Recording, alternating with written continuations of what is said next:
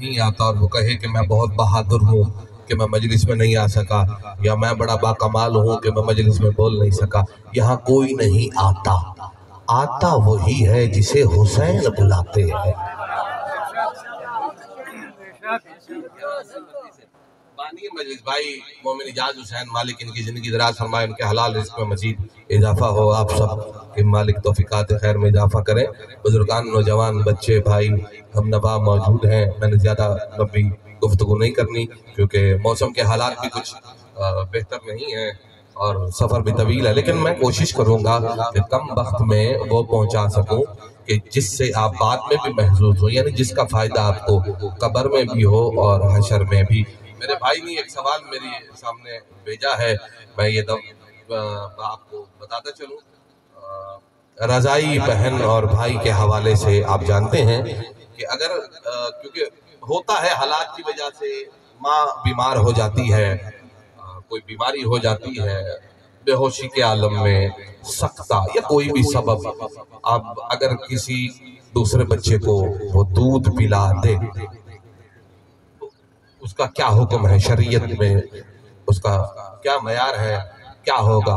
کیونکہ سارے یہی سمجھتے ہیں کہ جی دودھ کیونکہ ایک مرتبہ پی لیے تھے ہون او سکے بھین بھرا ہن، انہاں دا نکاح نہیں تھی سکتا۔ نکاح دیکھئے ہر کوئی اپنی علمی قابلیت کے مطابق بتاتا ہے، لیکن میں اپنی رائے کبھی نہیں بتاتا کیونکہ شریعت میں میری کوئی اوقات کوئی حیثیت نہیں ہے۔ شریعت میں جب بھی بیان ہوگا یا اللہ کا حکم ہوگا یا محمد کا فرمان ہوگا۔ توجہ ہے کہ تھک تو نہیں رہے، تھکنا چاہیے بھی نہیں کیونکہ میں کوئی وزنی کام آپ سے کرا نہیں رہا، تھوڑا سا وقت ہوا ہے، ابھی مجلس شروع ہوئی ہے، توجہ ہے کہ اجازت ہے۔ تو یہ رضائی بہن بھائی کے حوالے سے میں بالکل کلیہ قاعدہ آپ کو بتا کے جا رہا ہوں، یاد رکھیے گا، اپنے اذان میں بٹھا لیجئے کہ بچہ جب تک 7 مرتبہ مسلسل دودھ اس خاتون کا، اس مستور کا نہ پیے، 7 مرتبہ مسلسل کوئی اور خوراک نہ کھائے، تب اس پہ یہ حکم آتا ہے۔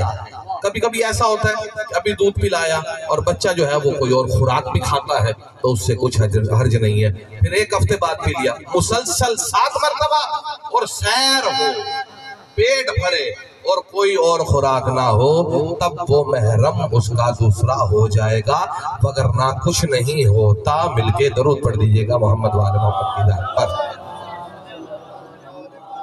مسئلہ واضح ہو گیا یا مزید واضح کروں؟ تو 1-2 مرتبہ کچھ نہیں ہوتا، 7 مرتبہ مسلسل سیر ہو کر ڈھڈ بھر کے راج کے چنگے دکار آمین بھائی کوئی شہد نہ کھاوے، نہ روٹی، نہ کوئی ڈبر روٹی، نہ پاپے، نہ ہی ایس کریمہ وال وائن دے محرم بن دے، نہ تڑکو جھی نہیں تھیندا۔ مل کے درود پڑھ دیجئے گا محمد وآل محمد کی ذات پر۔ آپ لوگ تھکے ایسے ہوئے ہیں جیسے مسلسل آپ نے کم سے کم 5-10 مجلسیں پڑھی ہیں، ذاکر ہوئی اتنی جلدی نہیں سنی نہیں، پڑھی ہیں، کیونکہ پڑھنے کے بعد ایسی تھکاوٹ ہوتی ہے۔ میں نے قرآن کریم فرقان حمید کی اس آیت کریمہ کا ایک حصہ آپ لوگوں کی خدمت میں عرض کیا ہے جو آپ نے پڑھا بھی ہے، سنا بھی ہے، اور یہ قرآن کی بڑی مشہور آیت ہے، قرآن کی ہر آیت مشہور ہے۔ میں اگر کہوں بسم اللہ الرحمن الرحیم وَلِلَّهِ عَلَى النَّاسِ حِجُّ الْبَيْتِ، آپ کہیں گے پہلی باری سنیے، قصور میرا نہیں ہے، 1400 سال پہلے قرآن آ گیا ہے، گھر میں آپ کے موجود ہے، پڑھا نہیں ہے تو غلطی آپ کی ہے، میری نہیں ہے۔ قرآن کی ہر آیت مشہور ہے، قرآن کی ہر آیت اتنی مشہور ہے اگر کوئی مسلمان نہیں بھی ہے تب بھی اسے کم سے کم یہ اندازہ ہو جاتا ہے کہ یہ آیت ہے، قرآن کا حصہ ہے۔ کیوں؟ کیونکہ اس جیسی نہ کوئی اور دوسری ایک آیت بھی لا سکا ہے اور نہ ہی کوئی قیامت تک لا سکے گا۔ آیت کہتے کسے؟ آیت سنتے ہیں نا، آیت نشانی، پتھر نشانی، لکڑی نشانی، درخت نشانی، انسان نشانی، حیوان نشانی، یہ ہر چیز نشانی ہے۔ عام معنی الگ ہے، خاص معنی الگ ہے۔ اگر کوئی مجھے کہے نا آیت اللہ حسین مصطفیٰ، اس کا مطلب ہے یہ آیت اللہ بامعنی عام ہے، اللہ کی نشانی بامعنی عام ہے، بامعنی خاص نہیں ہے۔ بامعنی خاص فقط آل محمد کے لیے ہے، جیسے حضرت علی آیت اللہ، حضرت امام حسن آیت اللہ، حضرت امام حسین آیت اللہ، سید ساجدین آیت اللہ، 12 آیت اللہ، 14 آیت اللہ۔ آیت اللہ بامعنی عام اور خاص میں فرق کیا ہے؟ آیت اللہ خاص بامعنی کسے کہیں گے؟ جسے دیکھ کر اللہ سمجھ میں آئے اسے آیت اللہ کہتے ہیں۔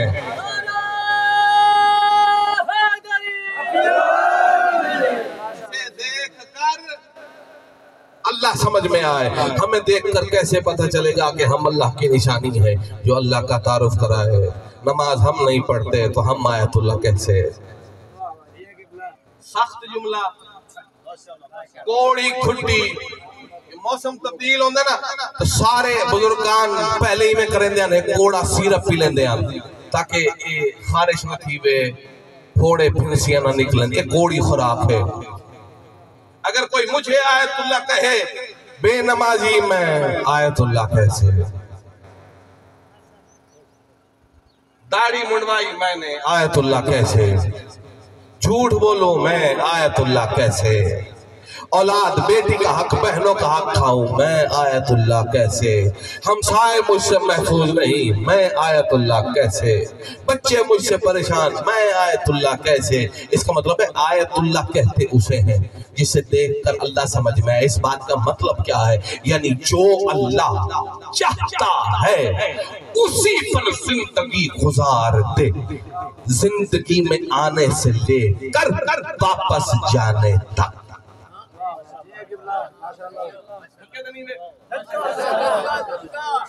نماز پڑھی ہے نا آپ سب نے؟ ساروں نے پڑھی ہوگی، قرآن تو لازمی پڑھا ہوگا، کدیں پڑھے آوے یا نہ پڑھے آوے مویا ہے تو قرآن ضرور پڑھ دیا۔ وہ الگ بات ہے کہ قرآن میں لکھا کیا ہوا اس کا علم نہیں ہے، قرآن کہہ کیا رہا ہے۔ میں قرآن کی رضا کی طرف نہیں آ رہا، میں اہدنا الصراط المستقیم کی طرف آ رہا ہوں۔ سمجھانا چاہتا ہوں کہ وہ سیدھا راستہ کون سا ہے۔ یہ سیدھا راستہ کوئی موٹر وے کا نہیں ہے، یہ کوئی ہائی وے کا نہیں ہے، یہ کوئی سیدھی سڑک نہیں ہے۔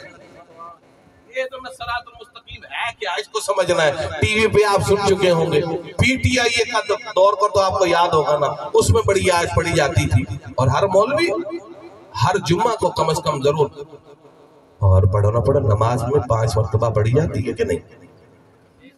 پورا الحمد آتی ہے، سارے نو آتی ہے، جیڑے چوپ پہ میں سمجھاؤنے کو نہیں آتی۔ وہ ایک بزرگ کے گیا نا حج کرنے، تو اگو ایک بیا بزرگ کہیں ہوں ڈٹھا جو اے فلانا بزرگ آیا بتا ہے، وہ کہ خیر ہے تو کدے؟ اکھے میں حج کرنا آیا بتا، میں حج کرنا ہے بتاؤں گا کہ دیکھو میں کہیں زندگی چھے اپنے علاقے چھے مسیحت نہیں ڈٹھا تو سیدھا حج کرنا ہے بتاؤں گا کہ وہ تو میں کو کیا سمجھی، میں کو پہ دینا میں دیندار ہوں کھنا نا میں اے نہیں آتا تو اللہ دے گھر آیا کھنی تیرے کل بڑا کیڑا دیندان تو تا حاجی دین اللہ ہی، لیکن میں بھولتا بدا میں سورہ الحمد بھول گیا، میں کوئی میں یاد کروا میں کعبے جایا کھنا نماز پڑھنے میں یاد کرا چاہوں کہ میں کو سارا پتہ ہے تو میرا امتحان گھندہ پہ وہ کہ میں امتحان نہیں گھندہ پیا، یقین کر سورہ الحمد میں کو وسر گئی ہے، میں کو پھل گئی ہے، میں کو یاد کوئی نہیں سنا چاہوں کہ تو میرا امتحان جو گھندہ پہ سن دی دوال سن۔ بسم اللہ الرحمن الرحیم، الحمدللہ رب العالمین، ایاک نعبد و ایاک نستعین وللضالین۔ اڑھڑا انگوٹھیا کانٹتے ہاتھ مار کے آدھے مبارک ہو بھی تیرا حج قبول ہے، مبارک ہو بھی تیرا خرچ اخرجات یکا قبول ہے۔ سفر کر کے مکہ جانا، سفر کر کے یہاں تک کہ کربلا جانا، سفر کر کے نجف جانا، سفر کر کے ایران جانا، سفر کر کے شام جانا یہ ضروری نہیں ہے. یہ اہدنا الصراط المستقیم یہ وہ راستہ نہیں تھا کہ جس کو آپ نے کراس کر کے جانا یا ہوائی جہاز کے اوپر. اہدنا الصراط المستقیم کا مطلب یہ تھا کہ جو حق کا راستہ ہے اس راستے پر قائم رہنا ہے. اور راستے پر انسان تب قائم رہے گا کہ جب اسے علم ہوگا کہ ہدایت ملتی کہاں سے ہے. اور ہدایت مولوی نہیں بتائے گا، ہدایت وہ بتائے گا جسے قرآن آتا ہے. اور جسے قرآن آتا ہے اس سے جا کر پوچھو. میں پھر کہوں گا قرآن مولوی سے نہیں، مولا سے پوچھو. قرآن اس سے پوچھو کہ جس کے در پہ قرآن اترا ہے.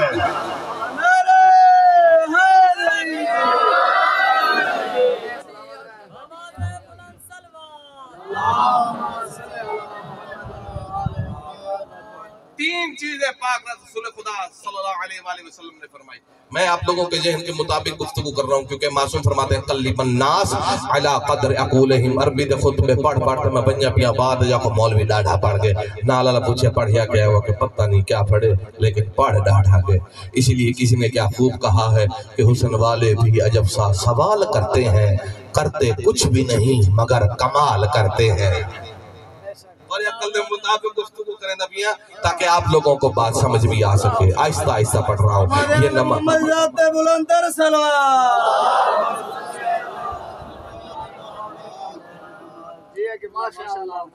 قبلہ آپ کو سر والا قصیدہ سنائیں گے، میں آپ کو قرآن والا قصیدہ سناؤں گا. دیکھیے صبح صبح آپ اٹھے، جج لوگ ہیں، زمیندار ہیں، فصلیں بھی میں کچھ راستے میں دیکھتا آیا، فصلیں بھی دیکھی اور کچھ اجڑی ہوئی فصلیں بھی دیکھی. تو خیر صبح کی نماز اب پڑھتے ہیں، 2 رکعت نماز ہے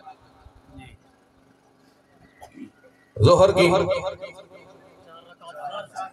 اور اگر سفر میں ہو تو 2، عصر کی 4، اور اگر سفر میں ہو 2، مغرب کی 3، سفر میں ہو 3، عشاء کی 4، سفر میں ہو 2. اللہ نے جو یہ تحفے میں نمازیں بھیجی تھی یہ کوئی 3 نہیں تھی، کوئی 4 نہیں تھی. کیا ایسا ہوا کہ 2 سے 3، 3 سے 4 ہوئی؟ یہ حدیث پہنچا کر 1-2 لفظ اور آپ کی خدمت میں پیش کر کے آپ کی زحمتوں کو تمام کرنے لگا ہوں. مالک آپ کی زندگی دراز فرمائے، آپ کے گھر تا قیامت آباد و شاد رہے. زندگی رہی تو پھر آپ سے ملاقات ہوگی. یہ 2 سے 3 اور 3 سے 4 کیوں ہوئی؟ ماشاءاللہ دل تا دا اسی جڑے نماز کہیں نہیں پڑھ دے وہ آدھے اسن یارے 2 گھڑیاں رامینا چکا ہاں دودھ جاتے ترے علی چاہتے کیا گئے. ایک ہنسی کی بات ہے سرائکی میں استعمال ہوتی ہے، مجھے اس کے صحیح معنی کا نہیں پتا لیکن مفہوم سمجھتا ہوں. وہ کہتے ہیں نہ ڈھولا ہو سی نہ رولا ہو سی. ٹھیک ہے تو یہ 2 سے 3، 3 سے 4 کیوں ہوئی پتا ہے؟ یاد کر لیجئے. علل الشرائع علامہ شیخ صدوق رحمت اللہ علیہ وہ اس میں مکمل علت بیان کرتے ہیں کہ یہ 2 سے 3 اور 3 سے 4 کیوں ہوئی. آج کے بعد انشاءاللہ آپ جب بھی مسجد کے قریب سے گزریں گے یا آپ کے کانوں پر آواز اذان کی آئے گی ایک مرتبہ میں یاد ضرور آؤں گا 2 سے 3 اور 3 سے 4 کیوں ہوئی. فرمایا پاک رسول خدا صلی اللہ علیہ وآلہ وسلم عشاء کی نماز 2 رکعت نماز پڑھ کر بیٹھے تھے. اچانک جناب جبرائیل آئے اور فرمایا اللہ کے رسول مبارک ہو، اللہ نے آپ کا وسیع آپ کا بھائی علی دنیا میں بھیج دیا ہے.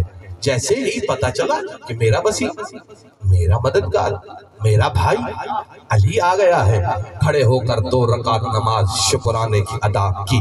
جیسے ہی 2 رکعت نماز شکرانے کی پاک رسول خدا نے ادا کی فوراً دوبارہ جبرائیل آئے اور آ کر فرمایا اے رسول، اے اللہ کے حبیب، اللہ نے حکم دے دیا ہے کیونکہ آپ نے علی کی آمد پر 2 رکعت نماز شکرانے کے ادا کیے ہیں، تو آج کے بعد عشاء 2 رکعت نماز نہیں 4 ہوگی، 2 نہیں ہوگی بلکہ 4 ہوگی، عشاء کی ہو گئی 4۔ مغرب کے قریب مغرب کی نماز پڑھ کر وقت گزرتا رہا، پاک رسول خدا مصلی پہ موجود، جیسے ہی مغرب کی نماز 2 رکعت نماز مکمل کی، فوراً جناب جبرائیل تشریف لائے اور فرمایا کہ اللہ نے آپ کو خیر کثیر، میں نے جملہ کہا آپ نے سنا نہیں، خیر کثیر ان اعطینک الکوثر، آپ کو وہ بیٹی عطا کی جو خود ام ابیہا ہے۔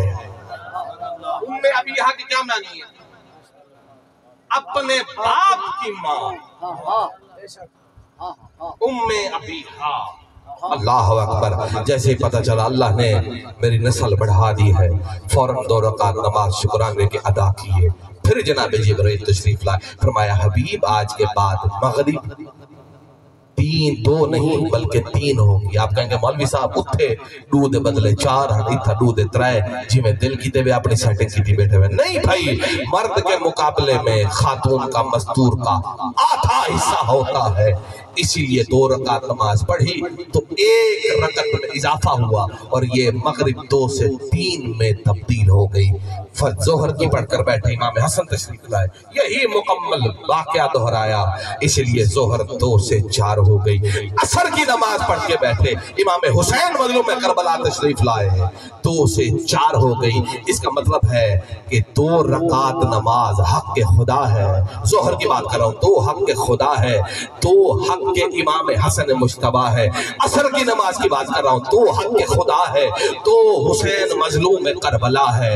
مغرب کی بات کر رہا ہوں، 2 حق کے خدا ہے، 1 حق کے سیدہ ہے۔ عشاء کی بات کر رہا ہوں، 2 حق کے خدا ہے، 2 حق کے علی المرتضیٰ ہے۔ تو اب آپ کی مرضی ہے، پڑھیں یا نہ پڑھیں، چھوڑ دیں یا زیادہ پڑھیں کم پڑھیں، آپ کی مرضی ہے۔ تو آج کے بعد یاد رکھنا، جس نے ظہر نہیں پڑھی اس نے 2 حق کے خدا کھایا، 2 حق کے امام حسن مجتبیٰ کھایا۔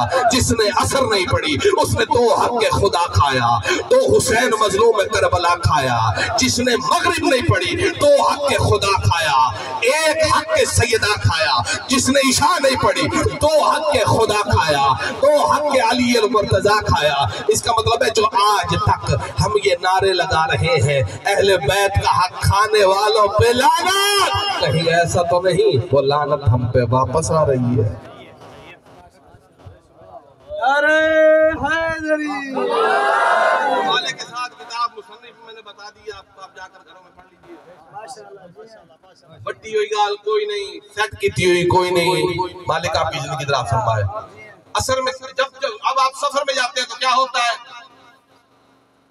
کوئی اچھا بولو، میں بوڑا اچھا بولو، کسر 4 2 میں تبدیل ہو جاتی ہے، لیکن مغرب 3 کی 3 رہتی ہے، مغرب 3 کی 3 رہتی ہے، مغرب 3 کی 3 رہتی ہے۔ میں پھر کہوں گا مغرب 3 کی 3 رہتی ہے، اسے کوئی اثر نہیں آتا۔ اب مجھے نہیں پتا کہ کسر ہونے کی وجہ سے اللہ اپنا حق معاف کر رہا ہے یا امام حسن کا معاف کر رہا ہے، اپنا معاف کر رہا ہے یا حسین مظلوم کربلا کا کر رہا ہے، اپنا حق معاف کر رہا ہے یا امیر الکائنات مرتضیٰ کا کر رہا ہے۔ لیکن ایک بات یاد رکھیے گا، 3 رکعت نماز سفر میں بھی 3 ہے، حضر میں بھی 3 ہے، سفر میں بھی 3 ہے، حضر میں بھی 3 ہے، سفر میں بھی 3 ہے، حضر میں بھی 3 ہے، کیونکہ اللہ چاہتا یہ تھا کہ حق کے سیدہ نہ سفر میں معاف ہو نہ ہی حضر میں معاف ہو۔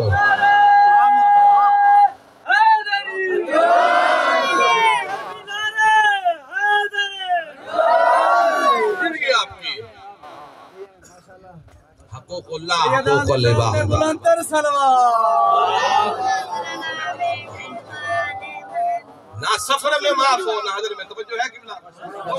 نہیں پرانی ہے تو نہیں، مزید نرم کر۔ دیکھیے میں نے پہلے آپ کو کہا تھا میں اتنا طویل سفر طے کر کے آیا ہوں، خدا واحد کی قسم، خدا قہار کی قسم ہے، جو لوگ مجھے جانتے ہیں، جو نہیں جانتے وہ جو مجھے جانتے ہیں ان سے پوچھ لیجئے، نعرے مروانا، داد لینا مجھے بڑا اچھے طریقے سے آتا ہے، مگر یہ کوئی فائدہ نہیں ہے کہ میں یہاں پر آؤں اور آپ لوگوں کو کچھ دے کر نہ جاؤں۔ روٹی آپ کے کھاتے سے کھائیں، گاڑی میں پیٹرول جو ڈلواتے ہیں وہ بھی آپ لوگوں کے کھاتے سے، ایون جو ہمارے بچے کھاتے ہیں وہ بھی آپ لوگوں کے کھاتے سے، اور میں یہاں آؤں مزاحیہ مذاق کر کے چلا جاؤں، آپ کو کچھ حاصل نہ ہو۔ یہ مجلس آپ کا عقیدہ ایمان ضرور ہوگا، اس مجلس میں اور کوئی آئے یا نہ آئے حسین کی ماں ضرور آتی ہے۔ انہوں نے مجھ سے حساب لینا، اہل بیت علیہ السلام نے، آپ مثال کے طور پر 50 آدمی ہیں تو مجھ سے 50 گھنٹوں کا حساب لیا جائے گا کہ 50 گھنٹے، یا 100 لوگ ہیں تو 100 گھنٹے دے کر کیا گئے ہیں۔ یا میں آلوسی کی باتیں شروع کر دوں، فلسفے کی بات، تو نیاز حسین کچھ حاصل کیا کریں۔ یہاں آنے کا مقصد یہ یونیورسٹی ہے، جب ہم یہاں سے واپس جائیں تو ہمیں تبدیلی ہو، صراط مستقیم کا ہمیں علم ہو، مسجد نبوی، اصحاب کا مجمع، تمام اصحاب موجود ہیں۔ ایک صحابی کھڑے ہو کر کہا، یا رسول اللہ صلی اللہ علیہ وآلہ وسلم، یہ الحمد میں جو صراط مستقیم ہے یہ کون سا راستہ ہے؟ پاک رسول خدا مسکرائے اور مسکرا کر کہا، یہ کوئی راستہ نہیں ہے بلکہ صراط مستقیم میرا بھائی علی ہے۔ اس کا مطلب یہ نہیں کہ علی علی علی علی علی علی، بے شک ثواب ہے، ثواب ہے، ثواب ہے، اس میں کوئی شک نہیں ہے۔ قرآن پڑھنا ثواب ہے، نجات نہیں ہے، نجات تب ہے جب قرآن پہ عمل ہوگا۔ علی علی کرنا ثواب ہے، نجات تب ہوگی کہ جب امیر کائنات نے فرمایا کیا ہے اس پہ عمل کرنا ہے۔ اور نیاز حسین، میں آپ لوگوں کی خدمت میں ہاتھ جوڑ کر ایک طالب علم، بھائی، بچہ، بزرگ، دوست ہونے کی حیثیت سے عرض کر رہا ہوں کہ اس مجلس اعزاز میں آ کر جب آپ واپس گھروں میں جایا کریں تو لکھا کریں کہ اتنی دیر ہم وہاں پر بیٹھے تو ہم نے حاصل کیا کیا ہے۔ یہ مجلس حسین ہے، یہ کوئی مذاق نہیں ہے، باوضو ہو کر آیا کریں، باوضو ہو کر آیا کریں تاکہ آپ کی سانس سانس عبادت ہو۔ یہاں بیٹھیں تو آپ کو یاد رہے۔ اور میں روایت، یہ جملہ مصائب کا ہے مگر سمجھانے کے لیے دامن وقت میں اتنی گنجائش نہیں ہے، جلدی سمیٹ رہا ہوں۔ جب بھی کوئی بندہ روتا ہے نا، یہ مچھر کا پر جس سے گیلا ہو، اتنا آنسو بھی جب نکلے، حسین کی ماں ان آنسوؤں کو اپنے رومال میں قید کرنے کے لیے آ جاتی ہے۔ اپنی اہمیت کو سمجھیے، ہمارے علم کو سننے کے لیے سیدہ یہاں تشریف نہیں لاتی بلکہ مصائب کو سننے کے لیے آتی ہیں۔ علم تو آل محمد کے در سے ہے، اور ایسا ایسا علم کہ جو آج تک دنیا پہچان بھی نہ سکی۔ اگر علم کی پہچان ہوتی تو پھر معاشرے کا یہ حال نہ ہوتا۔ نیاز حسین آج بھائی بھائی کا نہیں ہے، دوست احباب کا نہیں ہے، کوئی ایک دوسرے سے پیار کرنے والا نہیں ہے، لڑنے والے ہیں، جھگڑنے والے ہیں۔ میں تبلیغ کرنے کے لیے آیا ہوں، آپ بولیں گے آپ کی مرضی ہے، نہیں بولیں گے آپ کی مرضی ہے۔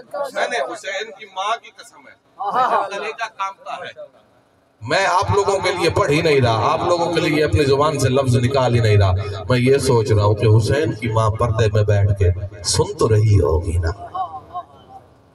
آئیے، میں کیونکہ نماز پہ بات ہوئی ہے، میں عزاداری کے خلاف نہیں ہوں، جو عزاداری کے خلاف ہے وہ لعنتی ہے، ملعون ہے۔ نماز کتنی ضروری ہے، اللہ اکبر۔ یا اختی زینب لا تنسینی فی صلاۃ اللیل، آخری وقت میں حسین ملنے کے لیے آئے اور کہا، زینب مجھے نماز شب میں بھولنا نہیں۔ سید ساجدین سے پوچھا گیا، فضائل بھی یہی ہے، مصائب بھی ہے۔ سید ساجدین سے، مولا کیا کوئی ایسا وقت ہے کہ آپ کی نماز چھوٹی ہو؟ فرمایا نہیں، فرمایا قضا ہوئی، دیر سے ضرور پڑی، اور وہ بھی شام غریباں کو، لیکن تھوڑی دیر سے۔ اور فرمایا ہمارے قافلے کی سب سے ننھی بچی 4 سال کی تھی۔ آپ تو نماز کی بات کرتے ہیں، سکینہ نے بھی کبھی نماز شب کو قضا نہیں کیا تھا۔ جانتے ہیں سیدہ سکینہ حسین کی 4 سالہ ننھی بیٹی یہ نماز شب کو کیوں نہیں چھوڑتی تھی؟ جانتے ہیں اس بات کو؟ جب امام حسین اپنی بہن، مظلومہ بہن زینب کو فرما رہے تھے نا، زینب مجھے نماز شب میں بھولنا نہیں، تو سیدہ سکینہ سن رہی تھی۔ سید ساجدین فرماتے ہیں رات کے اندھیرے میں جب نماز شب کا زندان میں وقت ہوتا تھا تو سکینہ قریب آتی تھی اور آ کر کہتی تھی پھپھی اماں جاگ نماز شب کا وقت ہو گیا ہے۔ بابا نے کہا تھا مجھے نماز شب میں ضرور یاد رکھنا۔ نماز کو حقیر مت سمجھیے گا۔ میرے استاد محترم آیت اللہ حافظ بشیر حسین نجفی صاحب سے کسی نے پوچھا کہ عزاداری افضل ہے یا نماز؟ چیخیں نکل گئی ان کی، دھاڑے مار کے رونے لگے۔ فرمایا دونوں میں تقابل کیسا؟ عزاداری ایک ایسا امر ہے جو کبھی رک نہیں سکتا۔ عزاداری کر رہے ہیں نماز پڑھیں، اور جب قیام میں کھڑے ہوں تو امیر کائنات کے قیام کو یاد کریں، رکوع میں جائیں تو علی کے رکوع کو، سجدے میں جائیں تو حسین کے سجدے کو یاد کریں۔ اللہ اکبر اللہ اکبر اللہ اکبر۔ میں جانتا ہوں آپ لوگ تھکے ہوئے، لیکن چند جملے آپ کی خدمت میں پیش کرنے ہیں مجھے۔ میں نہیں جانتا، شاید یہاں سے جانے کے بعد میری سانس ٹوٹ جائے اور اگلی سانس نہ ہو، لیکن اگر کوئی بات آپ تک پہنچ گئی تو میری قبر کے لیے کافی ہے۔ عزت حسین کی قسم میں نے آپ کو اتنا جملہ کہا کہ سید سکینہ جلاتی تھی، آپ کی آنکھوں میں آنسو، آپ کی ہائے نکل گئی۔ میں سوال کروں گا آپ کے علاقے میں، پہلے تو میں آپ سب کے لیے دعا کروں گا کہ اللہ نہ کرے کبھی کوئی ننھی بچی یتیم ہو، اور پھر دعا کروں گا اور اگر یتیم ہو تو کبھی پردیس میں یتیم نہ ہو۔ اللہ اکبر۔ اور اگر پردیس میں یتیم ہو تو بھائی ساتھ ہو۔ کیسی بے بسی ہے سید ساجدین کی کہ بھائی ساتھ ہے، اور ہونے والوں ہائے کرنے والوں، جس کا جب دل چاہتا تھا وہ سکینہ کے منہ پہ تماچے مارتا تھا۔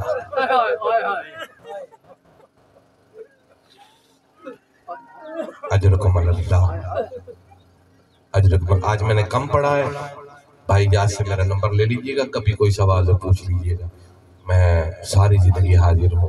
بس کیونکہ مصائب شروع ہو چکا ہے، چند منٹ لوں گا۔ میں فضائل میں جلدی کرتا ہوں، مصائب میں جلدی نہیں کرتا۔ اور ایک بات یاد رکھیے گا کہ جب بھی جہاں مجلس اعلیٰ کا اعلان ہونا، کہ جیسے 11 بجے مجلس ہے، 11 بجے آ جایا کریں۔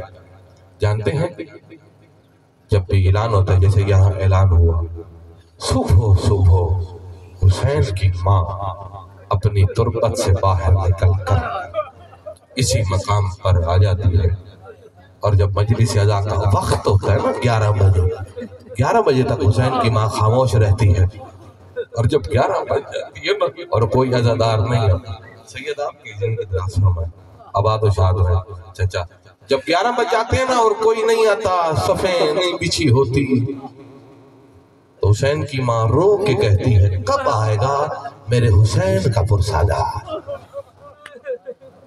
میں پرسہ لینے کے لیے بقیہ سے آ گئی ہوں۔ اللہ اکبر اللہ اکبر اللہ اکبر اللہ اکبر۔ یہ ننھی سیدہ سکینہ سلام اللہ علیہ کی قسمت ہے نا، جو بڑی عجیب ہے۔ حسین ابن علی نے نماز شب میں اللہ سے رو رو کے مانگا تھا۔ اللہ اکبر اللہ اکبر۔ زندگی رہی تو انشاءاللہ محرم آپ دیکھیں گے، اگر میں بھی ہوا تو میں بھی دیکھوں گا، اگر نہ ہوا تو میرے حق میں ضرور دعا کیجیے گا۔ 10 محرم کی رات کو حسین ابن علی نے سیدہ کو اپنے ساتھ خود نہیں رکھا تھا۔ امام حسین نے 3 حصوں میں تقسیم کیا تھا رات کو، عبادت کے لیے، اصحاب کے لیے اور بہنوں کے لیے۔ جو عبادت کا حصہ تھا نا، اس حصے میں سمجھانا چاہتا ہوں کہ باپ اور بیٹی کا پیار کیا تھا اور باپ کے بعد بیٹی کا مقدر کیا تھا۔ اللہ اللہ من بقا علی الحسین او ابقا او تباکا فوجبت له الجنہ۔ جو بھی غم حسین میں روئے یا رلائے، یہ رونے والی شکل بنائے، اس پہ جنت واجب ہے، پاک رسول خدا کا فرمان ہے۔ سیدہ سکینہ بابا کے ساتھ جب مولا حسین نے نماز شروع کی، سکینہ ساتھ امام حسین نے قیام کیا، سکینہ ساتھ، امام حسین نے رکوع کیا، سکینہ ساتھ دیکھتی رہی۔ جیسے حسین نے رکوع کیا، سکینہ جھک گئی، حسین نے سجدہ کیا، سکینہ زمین پہ لیٹ گئی، رخسار کربلا کی ریت پہ رکھا، بابا کو دیکھتی رہی۔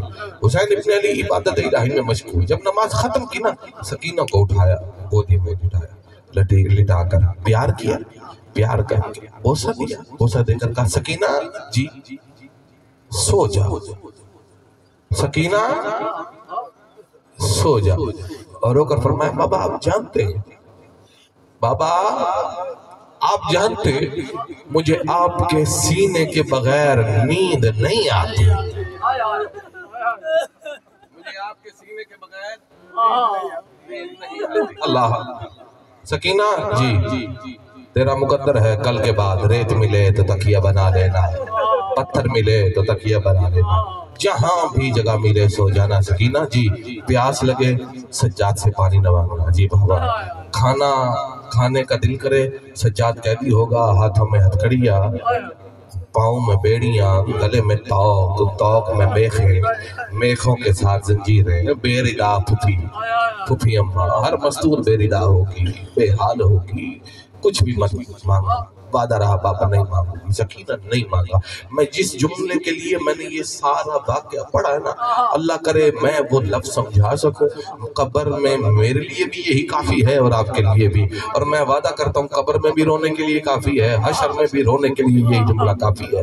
کربلا سے یہ قافلہ جب لوٹا ہوا قافلہ، بے آسرا قافلہ، جس میں کوئی ساتھ نہیں ہے، غازی ساتھ نہیں ہے، مستورات کے سروں پر ردا نہیں ہے، بے پلان اونٹوں پہ سوار یہ مستورات موجود ہیں۔